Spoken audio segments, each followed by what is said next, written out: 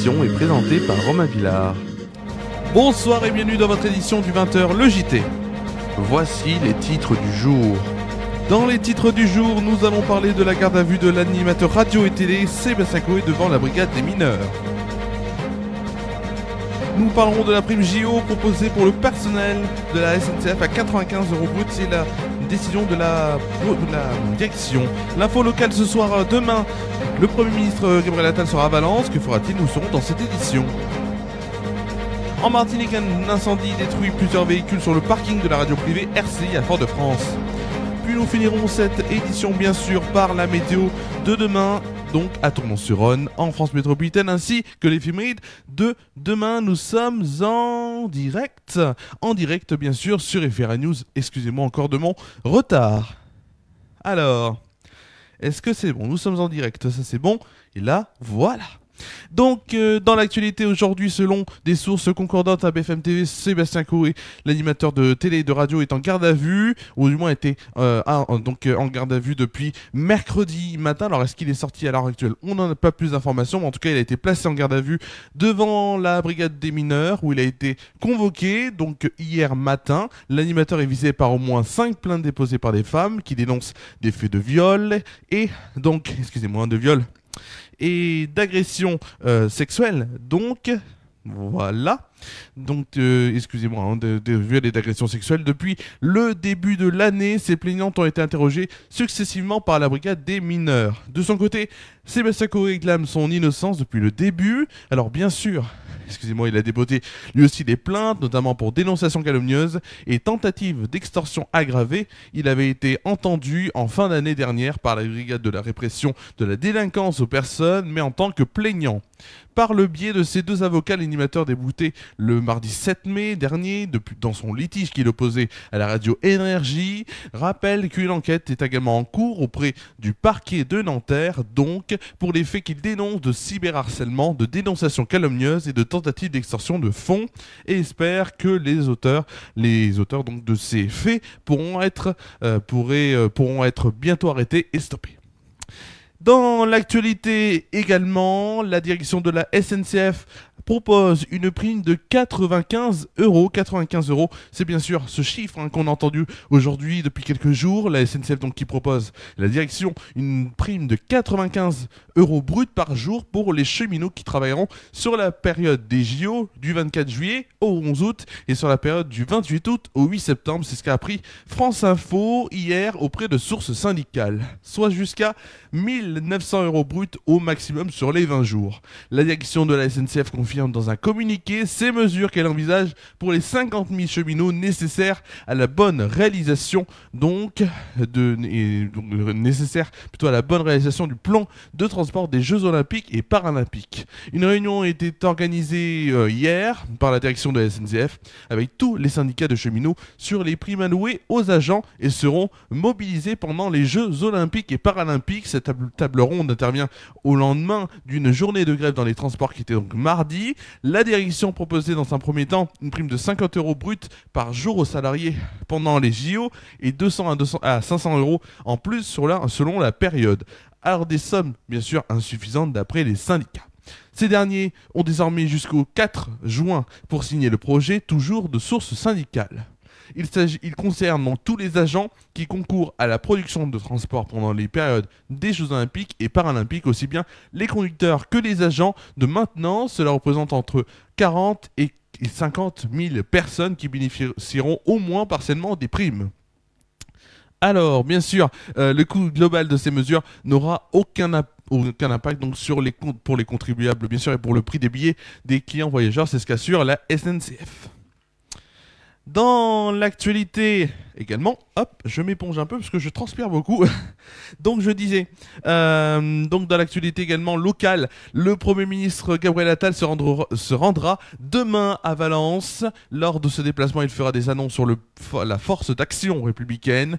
Aussi, conformément à son engagement pris le 18 avril dernier à Viry-Châtillon, Gabriel Attal fera également un point d'étape sur les concertations sur les différentes mesures pour restaurer l'autorité, mieux prévenir la délinquance et renforcer renforcer la justice des mineurs, c'est ce qu'indique la note transmise à la presse. Le Premier ministre se rendra à la médiathèque de Font-Barlette, qui a rouvert après 9 mois de fermeture suite à des incivilités répétées, puis au commissariat et rencontrera enfin le maire Nicolas Daragon.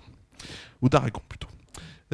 Selon les informations donc, du journal Le Dauphiné Libéré, lors de son déplacement à Valence, Gabriel Attal devrait être accompagné de la ministre de l'Éducation nationale, Nicole Belloubet, du ministre de la Justice, Éric Dupond-Moretti, et de la ministre, notamment de la ministre déléguée chargée de l'enfance, de la jeunesse et des familles, Sarah El Haïry, et de la secrétaire d'État chargée de la ville, Sabrina Agresti-Roubache. Direction maintenant la Martinique où nous allons parler de faits qui se sont produits dans la nuit donc du mardi 21 au mercredi 22 mai. Donc il y a voilà, la nuit pas dernière mais la nuit d'avant. Le feu donc parti d'un véhicule pas sur le parking de la radio RCI à Fort-de-France s'est propagé malheureusement. L'incendie a détruit 6 voitures, un car régie radio et le préau. La façade du média est également dégradée. En plus des pompiers, les policiers ont été dépêchés sur place. Les causes du sinistre ne sont pas connues pour l'instant. Une enquête de police est ouverte. On va tout de suite donc voir ensemble, bien sûr, le temps qu'il fera demain. Donc le temps qu'il fera demain en France métropolitaine, mais aussi à Tournon. Et c'est là qu'on commencera, bien sûr. C'est tout de suite votre météo. C'est tout de suite.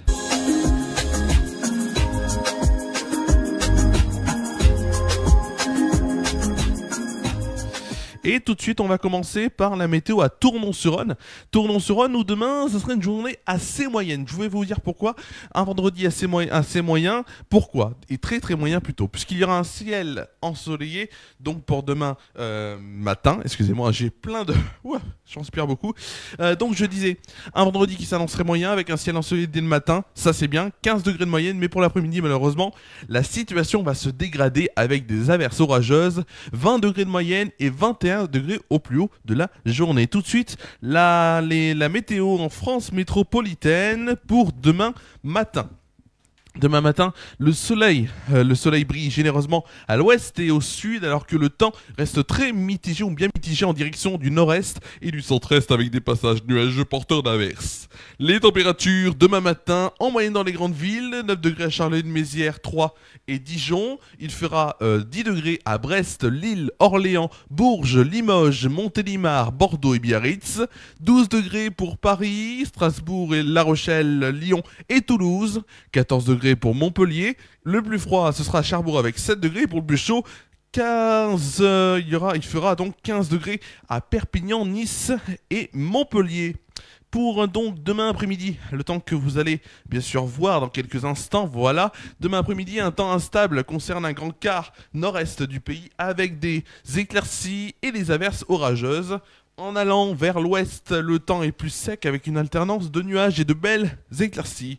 Concernant les températures, il fera 17 degrés à Bourges et Dijon, 19 degrés pour Lille, Charleville-Mézières, Paris, Bordeaux et Biarritz, 20 degrés à Lyon, Marseille et Toulouse, 22 degrés pour Montélimar. Pour le plus froid, il fera 15 degrés à Cherbourg, Brest ou encore Aurillac et le plus chaud se trouvera à Ajaccio avec une température de 27 degrés, température très estivale.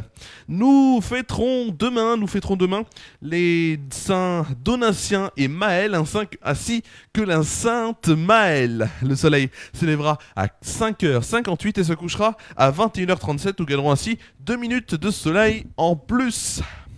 Les dictons pour demain, frais mais épaisse tourte mais peu de vin dans la coupe, ou encore après Sainte Angèle, le jardinier ne craint plus le gel. C'est la fin de notre belle météo.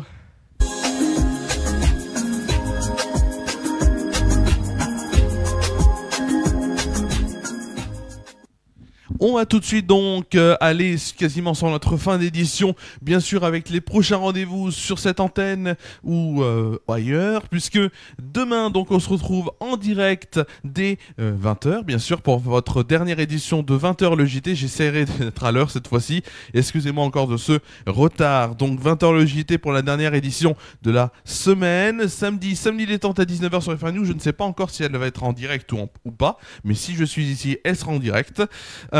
Et ensuite, mardi, bien sûr, mardi, l'émission Bienvenue chez Romain en direct de sur Déclic Radio et sur FR News, bien sûr. Déclic Radio 101.1 sur la bande FM, déclicradio.fr et bien sûr sur cette page Facebook FR News en direct vidéo aussi, 17h30, 19h.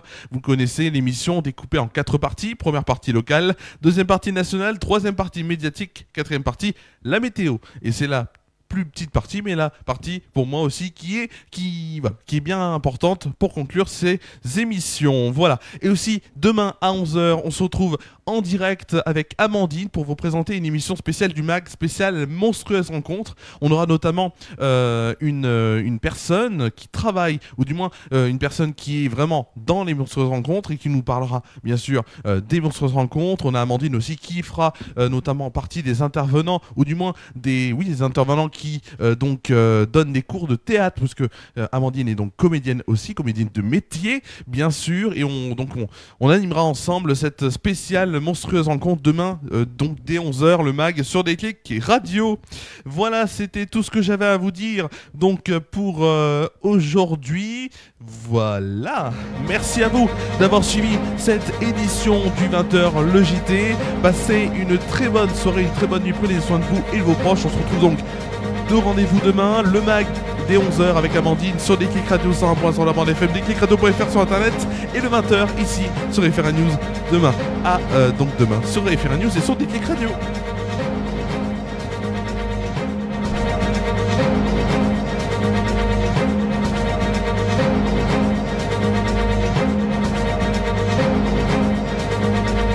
Cette émission a été présentée et préparée par Romain Villard.